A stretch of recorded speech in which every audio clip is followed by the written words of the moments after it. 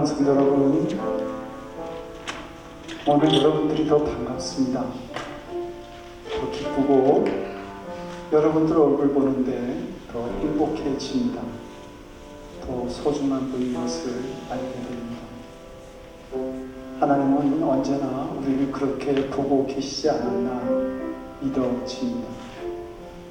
우리 몸과 마음을 하나로 잘 모아서 살아계신 하나님, 우리의 영원한 소망이 되시는 하나님께 신령과 진정으로 예배드리며 나아가는 복된 시간이 되기를 기도합니다. 우리 찬송 나의 힘이 되신 여호와여 찬양하겠습니다.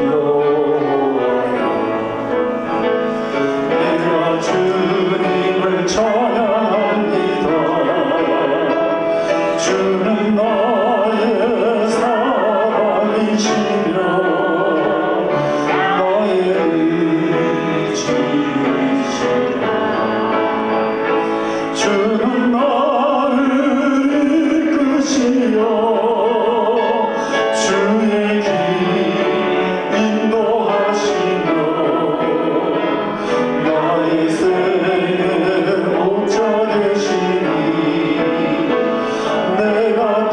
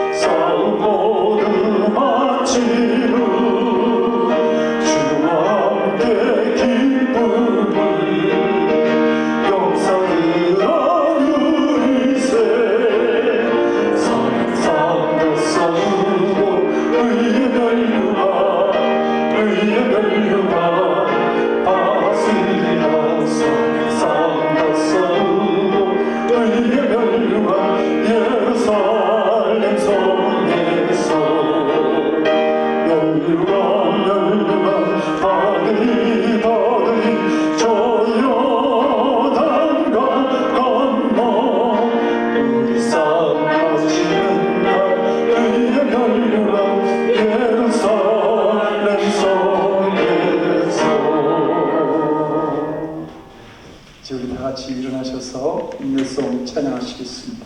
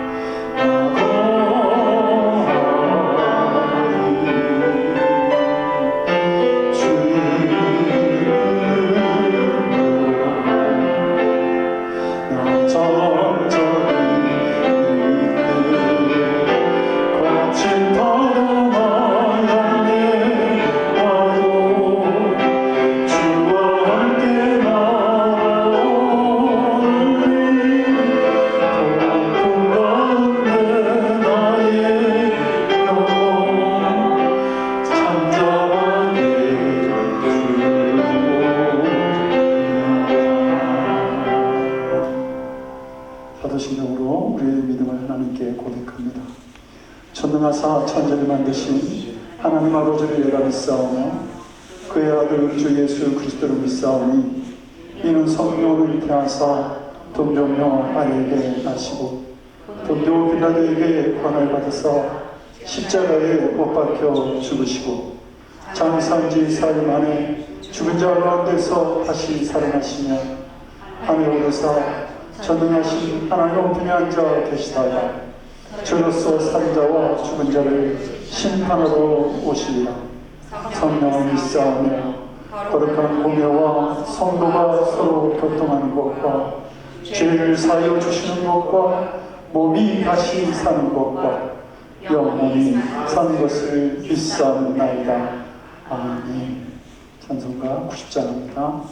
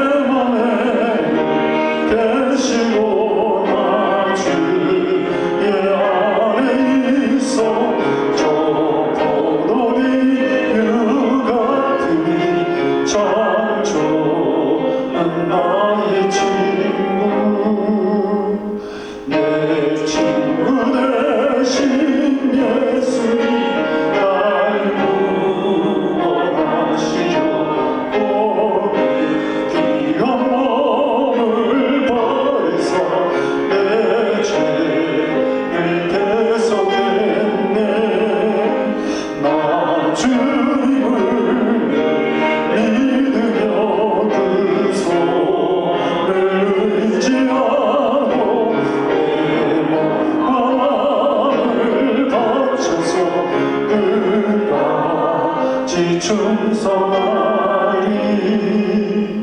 내 진실하신 친구여 그를 내려주소서. 항상 보호하시고 내 방 대대로 소서. 그 풍성한 찬사랑을 믿는 이 그를 선양할 구원하신 예수를 찬송은 나의 친구. 아멘. 자리에 앉아주시기 바랍니다. 이제 우리를 대표해서 박경숙 권사님 나오셔서 기도 인도해 주시겠습니다.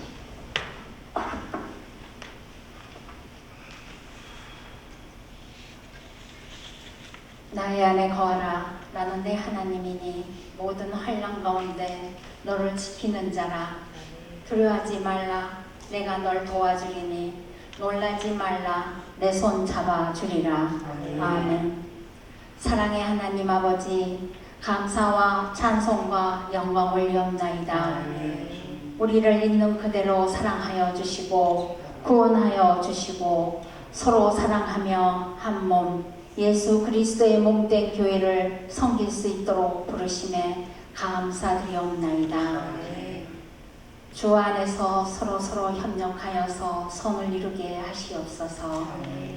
하나님의 뜻이 이루어지게 하시옵소서. 선교하며 교회가 활력을 얻고 부름받는 이들이 더해지는 우리 늘푸른 교회가 되기를 간절히 원하고 기도드립니다. 지난 금요일 우리 김성문 권사님 천국 한송 예배를 드렸습니다. 사랑의 주님, 사랑하는 김성문 권사님을 이별하고 슬픔과 안타까움에 잠겨있는 김정혜 집사님과 사랑하는 따님들과 유족분들께 위로하여 주시옵소서. 지금은 말할 수 없이 슬프고 안타깝지만 마지막 나팔 소리에 부활하여 다시 만나볼 소망으로 인하여 위로받게 하시옵소서. 오늘 하루도 온전한 성수 주일로 주님을 영화롭게 할 수 있도록 독수리 날개치듯 새 힘을 주시고 새로운 은혜의 말씀으로 평안을 간구드리옵나이다. 성령님께서 함께하여 주시사 예배를 사모하는 자, 은혜를 사모하는 자, 천국을 사모하는 자, 믿음으로 굳게 설 수 있도록 우리 모두가 기도합니다. 능력이 크신 하나님 아버지, 저녁에는 울음이 있을지라도 아침에는 기쁨이 오게 해주시리라 하신 주님의 말씀 안에 거하게 하시옵소서. 이 세상 살아가는 동안에 나의 힘을 의지할 수 없으니 오직 기도하고 낙심하지 말 것을 기도합니다. 말씀에 의지하며 살도록 우리 모두에게 하늘의 지혜와 슬기와 명철 주시옵소서.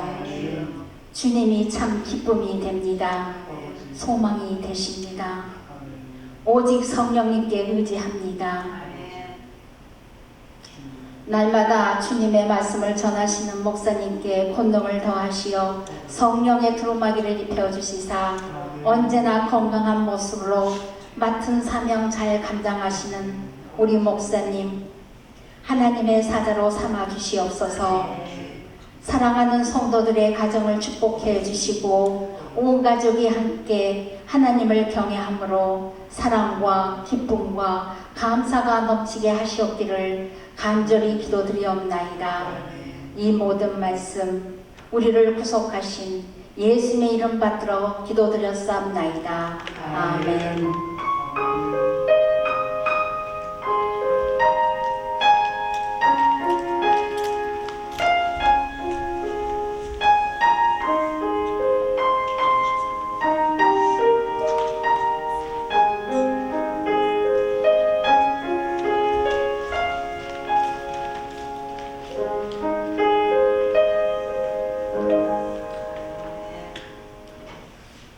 오늘 우리에게 주신 하나님 말씀 같이 보겠습니다. 데살로니가전서 3장 1절에서 10절.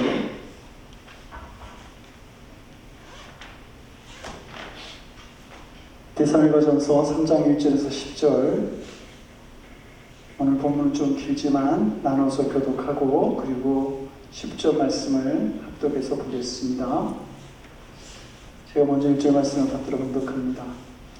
이러므로 우리가 참다 못하여 우리만 아덴에 머물기를 좋게 생각하고 우리는 이제 곧 그리스도의 오름을 전하는 하나님의 이름이 모두를 보내는 이는 너희를 구원하게 하고 너희를 위하여 위로함으로 아무도 이 여러 환난 중에 흔들리지 않게 하려 함이라. 우리가 이것을 위하여 세움받은 줄을 너희가 친히 알리라.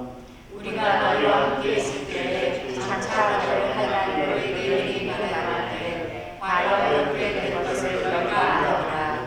이러므로 나도 참다 못하여 너희 믿음을 알기 위하여 그를 보내었노니 이는 혹 시험하는 자가 너희를 시험하여 우리 수고를 헛되게 할까 함이니 지금은 우리가 너희에게로부터 와서 너희 믿음과 사랑의 기쁜 소식을 너희에게 전하고 또 너희가 항상 우리를 잘 생각하여 우리가 너희를 간절히 보고자 한다와 같이 너희도 우리를 간절히 보고자 한다 하니 이러므로 형제들아 우리가 모든 궁핍과 환난 가운데서 너희 믿음으로 말미암아 너희에게 위로를 받았노라. 그러므로 너희가 주 안에 굳게 선즉 우리가 이제는 살리라. 우리가 우리 하나님 앞에서 너희로 말미암아 모든 기쁨으로 기뻐하니 너희를 위하여 능히 어떠한 감사로 하나님께 보답할까. 주야로 신이 간구하는 너희 얼굴을 보고 너희 믿음이 부족한 것을 보충하게 하려 합니다. 아멘. 기도하겠습니다. 살아계신 아버지 하나님, 이 세상을 살아가면서 빈곤함과 어려움과 또 말할 수 없는 힘든 상황 속에 있을지라도 하나님은 우리와 함께 하시고 그리고 우리에게 그 귀한 말씀을 들려주심으로 이 세상을 이길 수 있는 힘을 허락하여 주시니 감사를 드립니다. 아버지 하나님, 이제 우리의 마음을 말씀 앞에 열어놓고자 합니다. 말씀으로 우리에게 찾아와 주시어서 우리가 이 세상을 이기는 자들이 되게 하시고 하나님 앞에 영광 돌리기에 부족함이 없는 자녀된 삶을 살아가는 저희들이 될 수 있도록 주여 은혜 내려 주시옵소서. 감사드리옵고 예수님 이름으로 기도드립니다. 아멘. 한국이 1997년 말에 IMF를 당하게 됩니다. 그때 이 한국 사람들에게 희망의 아이콘으로 부상한 선수가 있습니다. 바로 박세리 선수이죠. 특히 그녀는 1998년 여름에 그 한국인 최초로 LPGA 메이저 대회에서 첫 이제 우승을 하죠. US 오픈에서 우승을 하는데 그때 그 20살의 처녀가 하얀 두 발을 진흙과 호수에 이렇게 놓고 그리고 그 티샷을 성공시키면서 US 오픈 우승을 할 때 그 마지막 장면, 굉장히 감동적인 장면으로 한국인들에게 큰 희망의 상징이 되었습니다. 그런데 이 박세리 선수가 가지고 있는 그 하나의 그 철학이 있는데 내 사전에는 신경질이라고 하는 것은 없다. 그런 철학이 있다고 합니다. 누가 나를 골탕먹이든지 누가 나를 칭찬하든지 아니면 라운드를 하는데 잘 되지 않든지 거기에 대해서 전혀 흔들리지 않는다고 하는 겁니다. 주의 환경이 어떠 하든 상관없이 그대로 자기의 마음을 가지고 간다는 거죠. 대단한 거 아닙니까? 한국에 보면 보복운전, 미국에도 있는지 모르겠어요. 보복운전이라고 하는 게 있는데 운전자가 자기가 운전하고 하는데 누가 쌩 하고 자기 앞으로 추월해서 가면 저놈 봐라. 그러면서 자기도 같이 추월하려고 하죠. 그렇게 서로 경쟁하다 보면 꽝 하고 사고가 납니다. 박세리 선수와 전혀 다른 마음이죠. 신앙생활을 할 때도 흔들리지 않는 믿음을 갖는다고 하는 것, 그것이 얼마나 중요한지 모릅니다.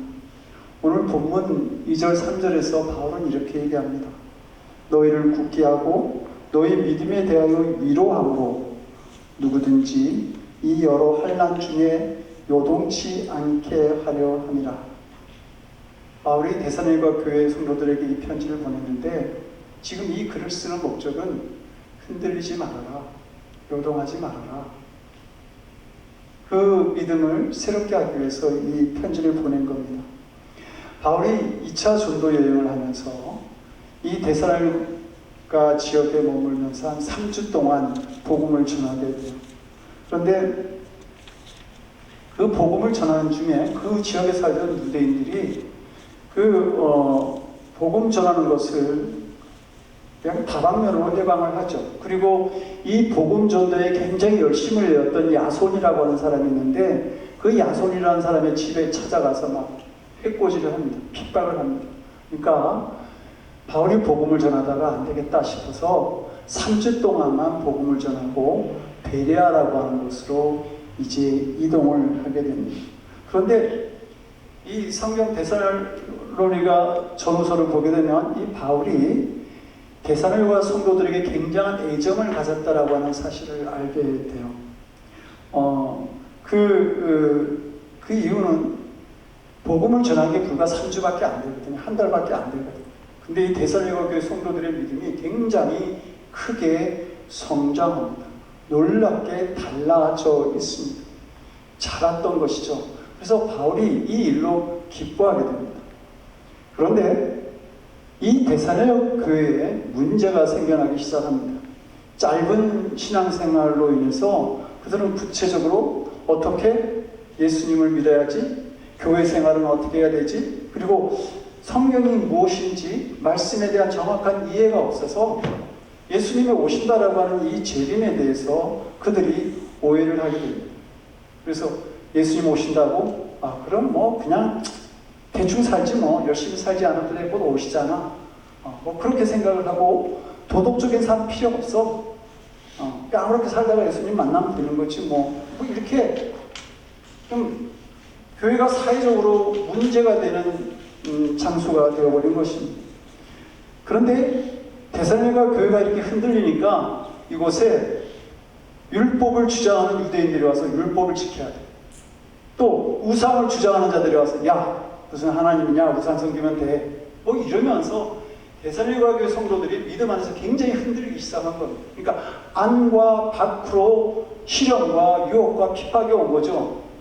그런 그 데살로니가 교회 이야기를 들으면서 흔들리지 않기를 원하는 마음으로 이 글을 쓴 겁니다.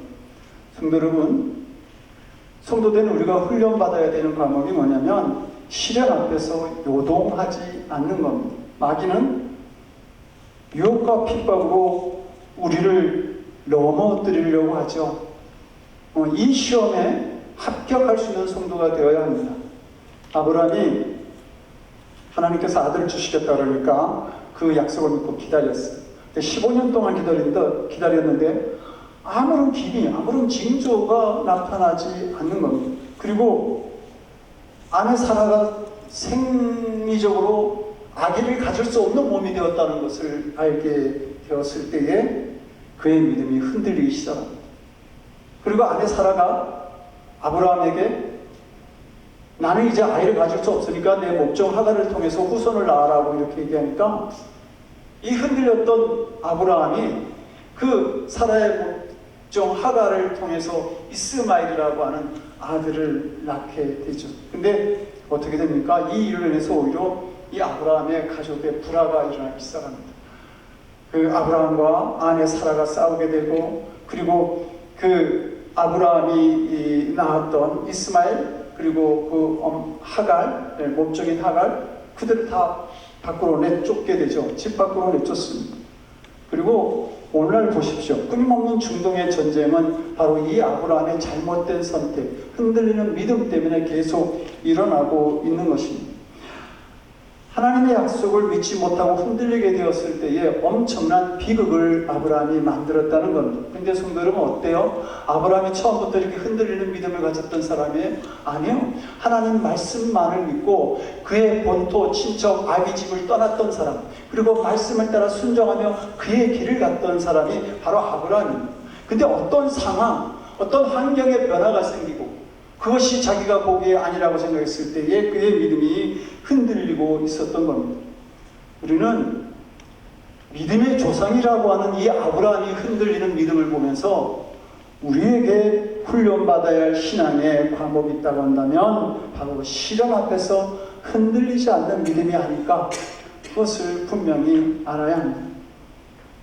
로마서 5장 20절 보니까 이런 말씀을 해요. 죄가 더한 곳에 은혜도 더하였다. 이거를 다시 얘기하면 은혜가 더한 곳에 죄도 더할 수 있다, 그 말입니다. 그러니까 성도가 믿음의 길을 가고 교회가 하나님의 뜻을 나타내려고 할 때 분명히 거기에 마귀의 역사도 마귀의 권세도 함께 한다라고 하는 것이죠. 그러므로 끊임없이 성도는 마귀의 유혹과 시험을 받을 수밖에 없는 것입니다. 그리고 계속된 시험에 자신을 노출하게 되면, 그러면 우리의 믿음은 약해지고 우리는 자기 희생과 헌신은 하지 않고 십자가 없는 신앙, 그런 신앙으로 살아가게 되는 맹탕 신앙인이 되는 것이죠.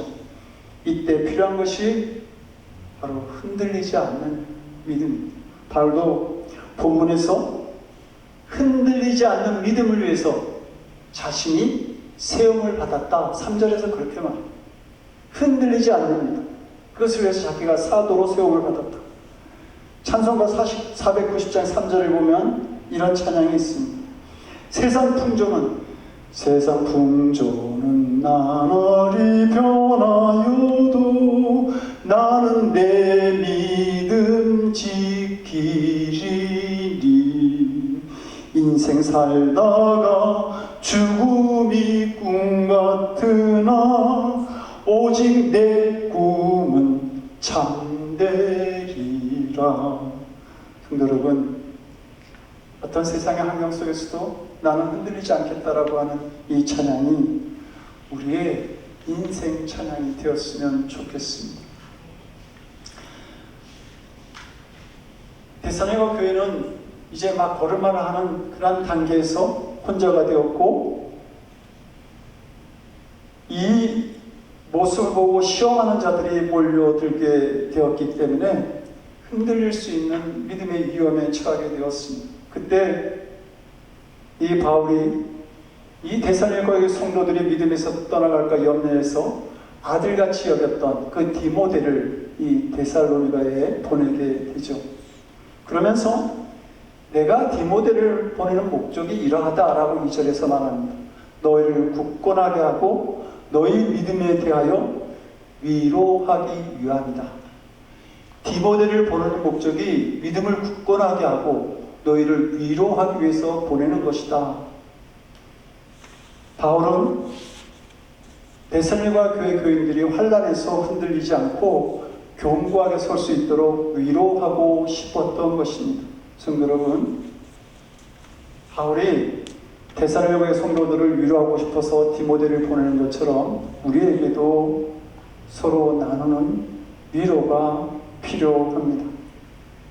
위로한다라고 하는 헬라어 파라카레오는 누군가 나를 돕기 위해서 옆에 있어 준다라고 하는 그런 의미를 가지고 있습니다. 위로는 함께 있어 주는 것입니다. 아픔의 현장에 함께 있는 것이고 고통받는 사람과 함께 하는 것입니다. 다니엘서를 보게 되면 다니엘의 세 친구 서드락과 메삭과 아벳느고가 그냥 불덩이로 가득한 그 푸른 불에 그들의 신앙의 절개를 지키기 위해서 던져지게 되죠. 그런데 이 세 친구를 푸른 불에 던졌던 느부갓네살 왕의 푸른 불을 가만히 보니까 거기에 세 사람이 있어야 되는데 네 사람이 있는 것을 보게 됩니다. 하나님께서 고난당하는 자들과 함께 있는 것을 보았던 것이죠. 하나님은 고난받는 자들의 자리에 함께 서 계셨던 것입니다. 함께 해주는 것보다 더 큰 위로는 없습니다. 성도 여러분, 오늘 우리는 위로의 시대, 위로받을 만한 시대에 살고 있지 않습니까? 노벨 평화상을 받았던 마더 테레사는 이런 말을 합니다. 인간의 가장 큰 질병은 결핵이나 문득병이 아닙니다. 아무도 돌아보지 않고, 아무도 위로하지 않고, 아무도 사랑하지 않고, 아무도 필요로 하지 않는 것이 가장 무서운 병입니다. 빵이 없어서 죽어가는 사람도 많이 있지만 작은 사랑이 없어서 죽어가는 사람은 더욱 많이 있습니다. 이런 말을 했습니다. 오늘 우리가 살아가는 세상을 보면 질병에 대한 두려움, 가정에서의 사랑의 부재, 그리고 인종 간의 혐오, 사랑과의 갈등, 그리고 아픔이 가득한 이 세상을 우리가 살아가는데, 이 세상을 살아갈 때, 이런 세상을 살아가면서 우리가 위로를 나눌 수 있는 위로자로서 곁에 있어줄 수 있는 믿음이 우리에게 필요한 것이죠. 어떤 사람은 그런 말을 해요. 이 세상의 가장 큰 고난은 내가 겪는 고난이다. 아무리 타인이 큰 고난을 겪어도 내가 겪는 고난이 가장 크게 느껴진다고 하는 말입니다.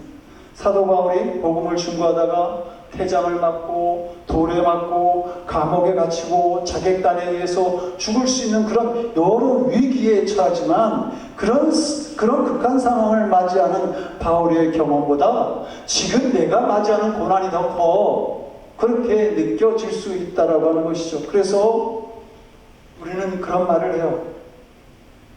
나는 다른 사람들이 겪는 그 고난과 같은 것을 나도 똑같이 겪고 있기 때문에 다른 사람을 위로할 힘이 없습니다. 여력이 없습니다. 그런 얘기들을 하죠. 그런데 성도 여러분, 내가 겪는 아픔, 내 몸과 마음에 난 스크래치가 다른 사람들을 위로할 수 있는 힘과 능력이 된다라고 하는 사실을 아십니까? 여러분들은 잔디의 그 비린내, 가장 진한 풀 냄새를 맡을 때가 언제입니까? 잔디를 깎을 때 아니에요? 잔디의 상처가 날 때입니다. 그 날카로운 칼날의 잔디들이 잘려 나갈 때에 그때 그 상처에서 그 나는 냄새가 가장 진하다고 하는 겁니다. 그래서 정호승 시인은 풀잎에도 상처가 있다라고 하는 시에서 이런 말을 합니다. 상처 많은 꽃잎들이 가장 향기롭다. 마찬가지입니다. 우리가 받은 고난과 아픔이라고 하는 것은 가장 진한 위로, 가장 적합한 위로의 말을 건넬 수 있는 그런 귀한 능력이 된다고 하는 사실입니다. 누가복음 10장에는 선한 사마리아인의 이야기가 나옵니다. 강도 만난 사람 앞에 믿음이 좋다라고 하는 제사장과 레인이 길을 지나가는데 다 그냥 지나가잖아요.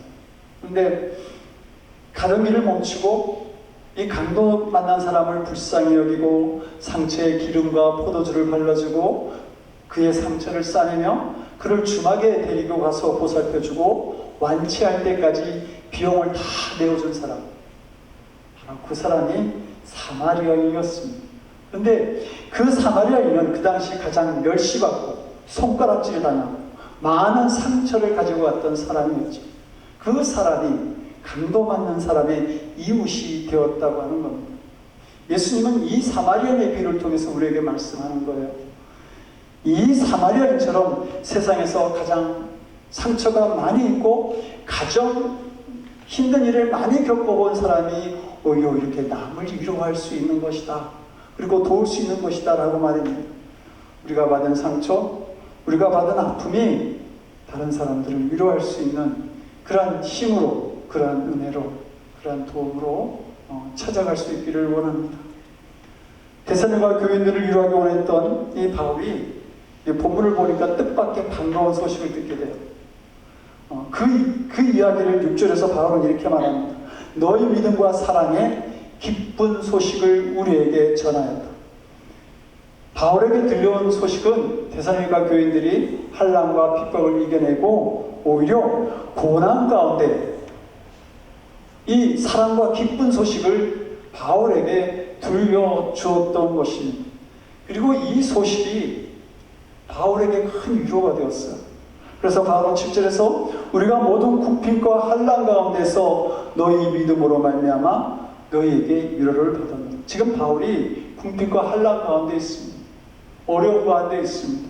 그런데 이 소식을 들으면서 그 힘든 마음 속에서 오히려 너희들의 믿음으로 말미암아 내가 위로받았다. 바울이 데살로니가 교인들에게 믿음의 산 중보를 보았다는 말입니다. 성도 여러분, 성도의 위로는, 진정한 위로는 믿음에서 오는 위로입니다. 바울은 위로하러 보냈는데 오히려 위로를 받게 됩니다. 근데 그 위로가 어디서 오느냐? 믿음에서 왔다라고 하는 것입니다. 믿음의 역사가 데살로니가 교회에 있는 것을 보고 믿음의 위로를 받게 됩니다. 그래서 이 데살로니가 교회의 믿음과 사랑의 기쁜 소식을 바울이 듣게 되면서 얼마나 좋았던지 그 바울이 8절에서 우리가 이제 살았다. 그 위로가 다시 사는 것만 같은 위로가 되었다는 말입니다. 성도 여러분, 성도의 진정한 위로는 하나님의 산 역사를 경험할 때 옵니다. 궁핍과 환난이 커서 문제가 되는 것이 아니에요. 절망 가운데 있을지라도 우리가 하나님의 살아계신 역사를 경험할 수 있다고 한다면 어떤 고난 가운데 있을지라도 그것을 이길 수 있는 힘, 그것을 이길 수 있는 능력을 우리가 갖게 됩니다. 그러므로 여러분들 하나님의 살아계신 역사, 믿음의 역사를 경험할 수 있도록 여러분들이 힘써 믿음으로 살아가고 기도하고 간구해야 합니다. 그것이 언젠가 우리가 환난을 만났을 때에 하나님께서 내게 역사하신 것들을 기억하면서 그러면서 그것을 환난을 이길 수 있는 힘을 만든다고 하는 사실이죠. 독일 히틀러의 잔혹한 독재 정치에 대해서 가장 먼저 대항한 사람이 마르틴 니밀러라고 하는 목사님입니다. 그는 히틀러의 한가한 죄로 1937년 다차우라고 하는 감옥에 투옥되어서 7년 동안 독방에 있게 됩니다. 다른 사람도 만나지 못하는 독방에 있게 되었습니다. 그가 갇혀있던 이 감옥은 감옥 안에는 조그만 창문이 하나 있었는데 이 창문이 유일하게 밖을 내려다볼 수 있는 그런 공간, 구멍이었습니다. 근데 그 창문을 통해서 볼 수 있는 그 바깥의 풍경은 그냥 하나였어요. 죄수들이 목을 베어 사형당하는 그 교수대, 그리고 그 교수대에 매달리는 밧줄, 오직 그것만 이렇게 볼 수밖에 없었습니다. 실제로 어떤 날에는 이 교수대 위에 죄수들이 죽어가는 모습을 실제로 보기도 했습니다. 그러다 보니까 그가 끔찍하고 두려운 마음속에 때로는 그런 자기가 죽는 그 교수대에 매달려 죽는 꿈을 그렇게 꿈을 꾸면서 소스라쳐 놀라기도 합니다. 그리고 그렇게 그 꿈속에서 놀라 깨어나기도 하는 일이 수없이 일어납니다. 하루는 옥중 밖에 있는 그 교수대를 이렇게 보면서 이런 생각을 해요. 만약 내가 저 교수대의 밧줄에 목을 맨 채 서 있는데 그 딛고 있는 발 의자를 병사가 턱 쳐서 내가 내 목을 맨 채로 공중에 있게 된다고 한다면 나는 마지막 숨을 거두면서 무엇이라고 말할까? 그리고 그가 예수님을 생각하고 기도합니다. 그리고 자신의 죽음을 준비했다 이렇게 고백하죠. 기도 속에서 그는 예수님은 자신을 죽이려고 하는 자들을 저주하지 않고 오히려 그들을 용서하고 그들을 위해서 기도하셨는데 나도 그 예수님과 같은 죽음을 맞이해야 되지 않겠는가? 그리고 예수님과 같이 천국에 가야 되지 않겠는가? 그런 결단이 있었을 때에 마음에 있는 두려움이 다 사라지고 놀라운 평안을 찾을 수 있었다고 합니다. 그 평안이라고 하는 것, 그것은 바로 시험을 이기신 예수님께 천사가 수종드는 것처럼 그런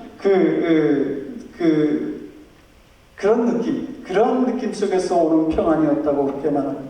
두려움이 사라지고 고통이 기쁨으로 변하면서 새로운 신앙의 경지에 이른 것이죠. 우리의 위로자 되시는 성령님께서 그와 함께 하셨던 겁니다. 그러자 독방이라고 하는 것이 이제는 주님과 함께하는 밀실, 기도처가 되었습니다. 그에 미미로 목사님이 석방되었을 때에 이 감방에서 생활에 대한 느낌을 깊은 산속이나 수도원에서 수도를 하고 이제 내가 세상에 온 것 같다라고 그렇게 말합니다. 바울은 고린도후서 1장에서 이렇게 말합니다. 모든 위로의 하나님이 우리에게 주신 위로를 모든 위로의 하나님, 모든 환난 중에 있는 자들을 능히 위로하시는 하나님. 그러면서 1장 6절에서 이 위로가 너희 속에 역사하여 우리가 받는 것 같은 고난을 너희도 견디게 한다. 하나님의 위로는 어떤 고난과 아픔과 고통도 다 견디게 하는 힘이 있다고 말합니다. 그러면서 오늘 본문 구절에서 이 위로를 받는 사람들은 결국은 감사가 터지고 기쁨이 일어나는 경험을 하게 된다라고 말하죠. 사도행전 4장을 보게 되면 위로를 나누었던 한 사람을 소개합니다. 36절 37절에서 이렇게 말합니다. 구브로에서 난 레족 사람이 있으니 이 이름은 요셉이라 사도들이 일컬어 바나바라 번역하면 위로의 아들이라 하니 그가 밭이 있으며 팔아 그 값을 가지고 사도들의 발 앞에 두니라. 이 사람은 원래 요셉이라고 하는 이름이 있었습니다. 그런데 위로의 아들이라고 하는 바나바라는 별명이 더 유명한 사람입니다. 그는 초대교인들에게 어려움을 당하는 교인들에게 자기 이 재산을 나누고 싶어서 밭을 다 팔아서 그것을 사도들에게 갖다가 바친 사람입니다. 그것을 기뻐했던 사람입니다. 사람들이 이런 요셉을 보면서 이 사람은 위로의 아들이다, 바나바다 이렇게 별명을 불러주었던 것이죠. 그리고 이 바나바가 보여준 위로가 초대교회가 환난을 이기는, 시험을 이기는 큰 위로가 됩니다. 이 바나바로부터 시작된 이 위로가 초대교인들이 천국에 대한 소망을 가지고 자기의 것을 나눌 수 있는 그런 나눔을 나타내고 뜨거운 예배를 드리고 신분을 초월한 그런 그 평등한 교제를 만들어냅니다. 그리고 이 바나바가 후에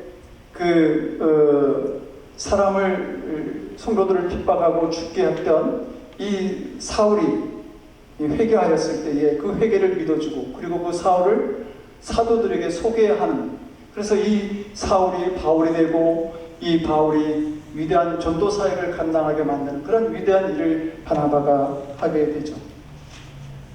바나바는 환난과 핍박 가운데 있는 이 초대교회 믿음의 공동체에 위로를 나누는 그런 믿음의 공동체로 교회로 만들었고 복음이 전 세계로 전파될 수 있는 기초를 만들게 됩니다. 성도 여러분, 우리들에게 지금 이런 위로의 사람이 필요합니다.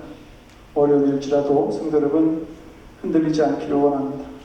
우리 모두 그 믿음을 가진 성도들이 되어서 서로 위로하고 격려를 나눌 수 있었으면 좋겠습니다. 그리고 그리함으로 인해서 고난을 이겨내고 바울이 외쳤던 것처럼 우리가 살았다라고 하는 그런 기쁨을 성도 여러분 우리 서로 나눌 수 있고 그리고 그 위로를 세상에 흘려보낼 수 있는 사랑하는 성도들 되시기를 주님 이름으로 간절히 축원드립니다. 성도 여러분,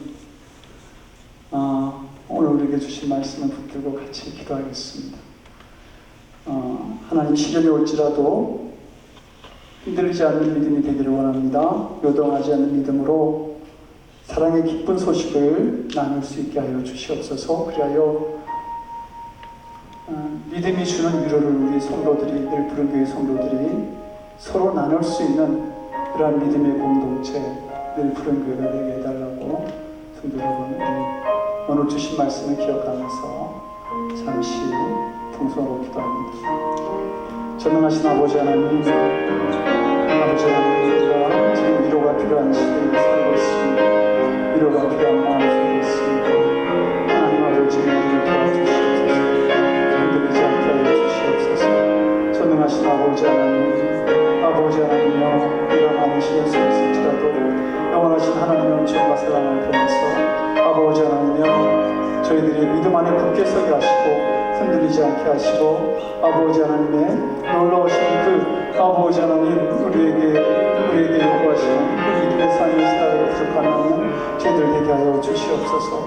아버지 하나님 같이 붙잡고 하나님 아버지 하나님과 핍박이 있을지라도 응하지 않게 하시고 아버지 그 믿음으로 말미암아 오히려 아버지 하나님여 그 세상의 유혹과 핍박을 이길 수 있는 자들이 되게 하시고 그 믿음으로 말미암아 하나님의 역사를 만들므로 아버지 하나님 우리의 사랑하는 성도들에게 위로를 나눌 수 있는 저희들 되기를 원합니다.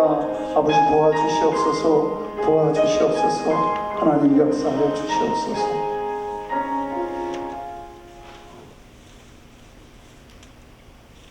우리에게 참된 위로를 허락하신 아버지 하나님, 지금 우리 모두에게 하나님의 위로가 필요합니다.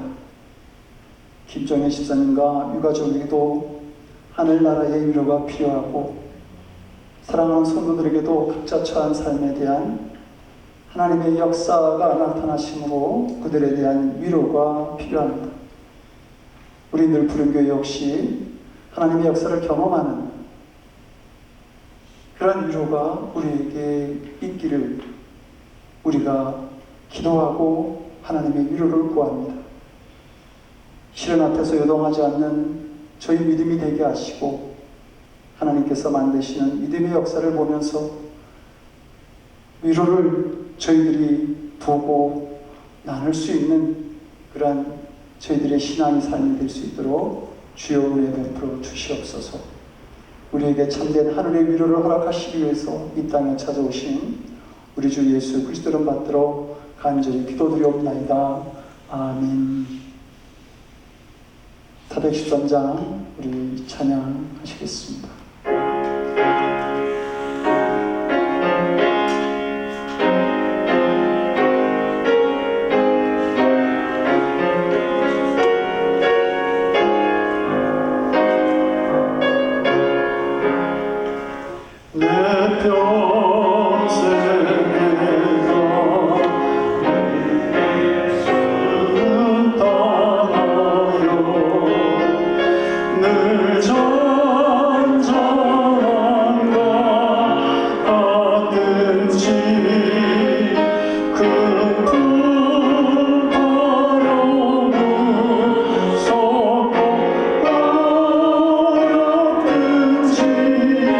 나의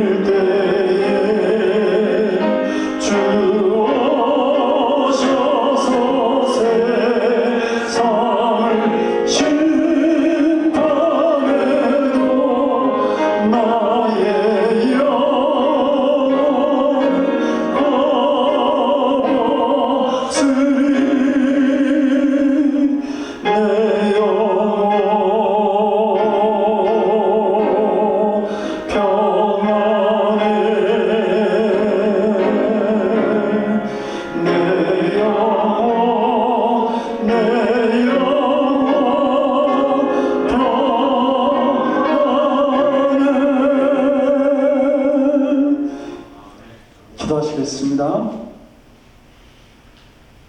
좋으신 아버지 하나님, 오늘도 주님 전전에서 예배드리게 하시고 우리가 이 땅에 살아갈 동안 우리에게 허락하신 귀한 물질들 또 귀한 은혜들 저희들이 기억하며 이제 구분하여 하나님께 이 시간 물질을 드렸습니다.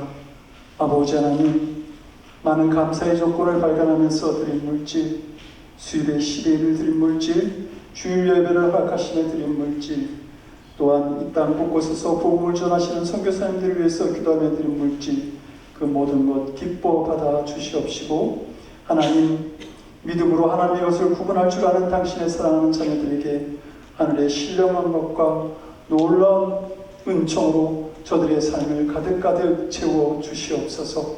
그리고 아버지 하나님, 이 드린 물질이 하나님의 영광을 위해 사용되어지게 부족함이 없도록 사용하는 저희들에게도 하나님의 믿음과 지혜를 더하여 주시옵소서. 감사드리옵고 우리 주 예수 그리스도를 받들어 간절히 기도드리옵나이다. 아멘. 자리에 앉아 주시기 바랍니다. 교회 소식 알려드리겠습니다. 지난주 금요일 우리 이정훈 권사님 장례 예배가 있었습니다. 우리 함께 참여하셔서 수고해 주시고 이거저거 위로를 함께 나눠주신 성도들에게 감사를 드립니다. 우리 김정혜 집사님, 형님 같이 이렇게 또 오늘 예배에 참석해 주셨는데 여러분 예배 마치고 좀 더 따뜻하게 인사를 나눠주시면 좋겠습니다. 제가 이제 저는 장례 예배를 준비하냐고 제가 이제 김성문 권사님 당일날 집에 찾아가서 그때 그 순간 제가 가졌던 큰 슬픔을 느꼈는데 그 후에는 장례 준비로 바빴습니다. 근데 그러면서도 아픔을 느끼면서도 바빴지만 제 장례 모든 순서가 맞춰지니까 그리고 오늘 교회 왔는데 더 마음이 힘든 거예요. 시간이 지나는데 더 힘들어요.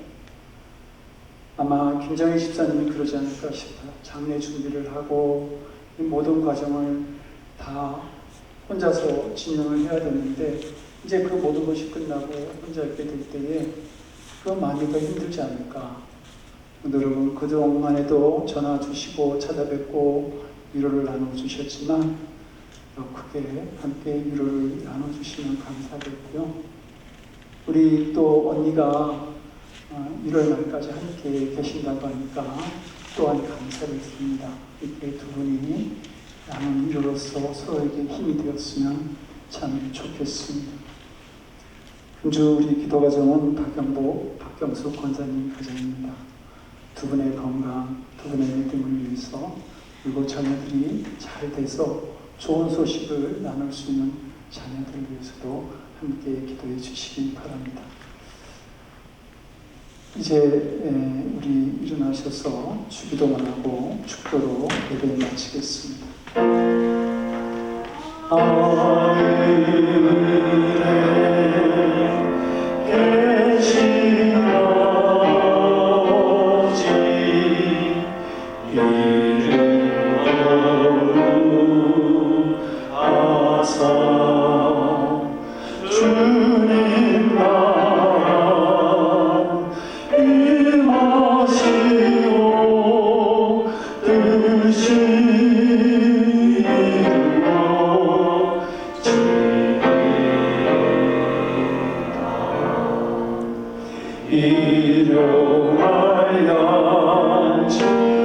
주의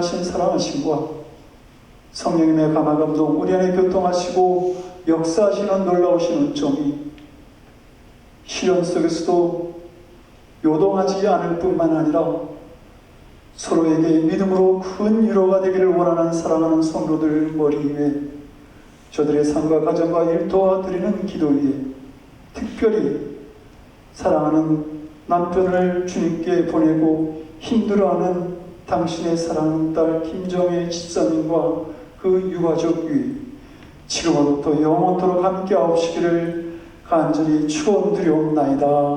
아멘.